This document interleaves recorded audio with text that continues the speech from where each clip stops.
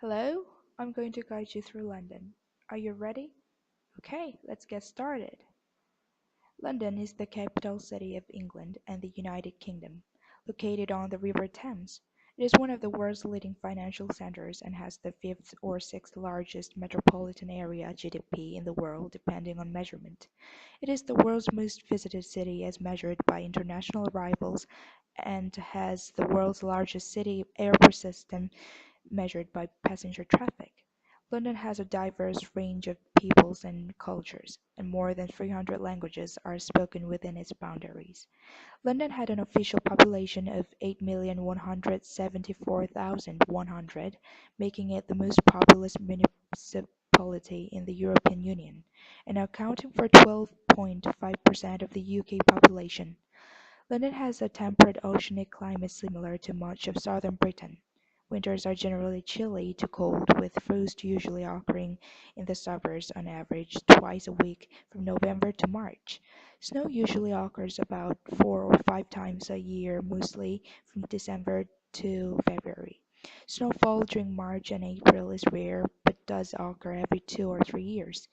Summers are generally warm and sometimes hot, the heat being boosted by the urban heat island effect, making the center of London at times 5 degrees Celsius warmer than the suburbs and outskirts. It costs about €1,370 to fly London from Seoul in July.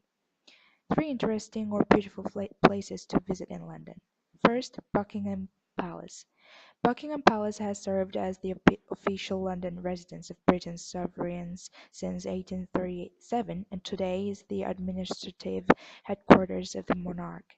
Buckingham Palace has 775 rooms. These include 19 staterooms, 52 royal and guest bedrooms, 188 staff bedrooms, 92 offices, and 78 bathrooms in measurements. The building is 108 meters long across the front, 120 meters deep, and 24 meters high. Tower Bridge. Tower Bridge, which was built 1886 to 1894, is a combined bascule and suspension bridge in London over the River Thames. It is close to the Tower of London, from which it takes its name. The bridge consists of two towers tied together at the upper level by means of two horizontal walkways designed to withstand the horizontal forces exerted by the suspended sections of the bridge on the landward sides of the towers.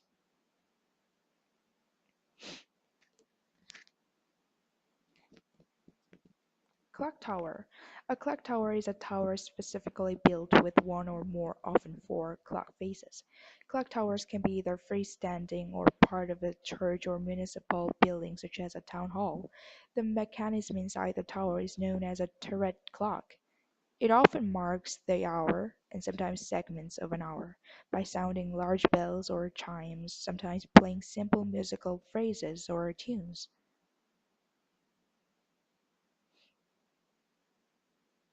Information about famous local food and drink in London. Food in London can be dreadful and can be fantastic, generally if money is no object. However, unlike Paris where you're guaranteed decent food for about €10 a head, in London be prepared to spend double that. And the quality varies so much you can't just walk in and expect to eat well, unless you're from America's flyover states. For cheap eats, the axis that runs along the south side of Leicester Square, Irving Street and Panton Street is a magnet. Old Faithfuls like the Stock Pot and the West End Kitchen serve cheap and cheerful food, very similar to what a stereotypical English family would eat at home. Lancashire hot pot, shepherd's pie, fish and chips, etc. And the competition between these neighbors drives the price down. Britain's licensing laws can be archaic and ridiculous, but Britain's problems handling alcohol remain. The laws are in the process of revision, but not the Moors. Basically, there will be a time, often 11 p.m., when the establishment's ability to sell alcohol runs out, Cinderella fashion.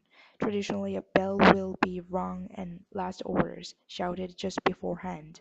However, if you eat or the pub is actually a club or has a special license, you can continue to drink.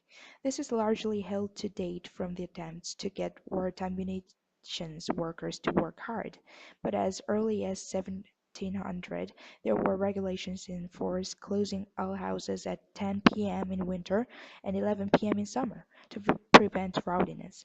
Drink is kept costly in the UK by taxes. A round can cost 20 euros easily. If you're drinking in groups, it's usually for one person to go to the serving counter to buy drinks for all the others in rotation.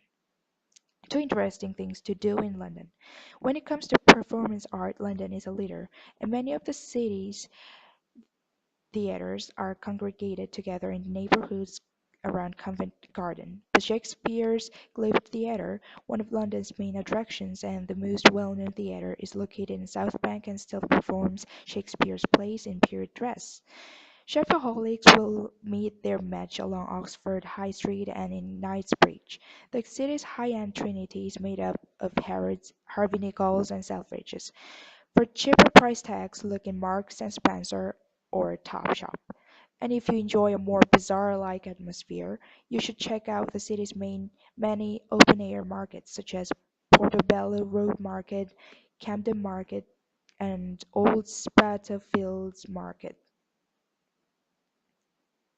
Two interesting facts about London.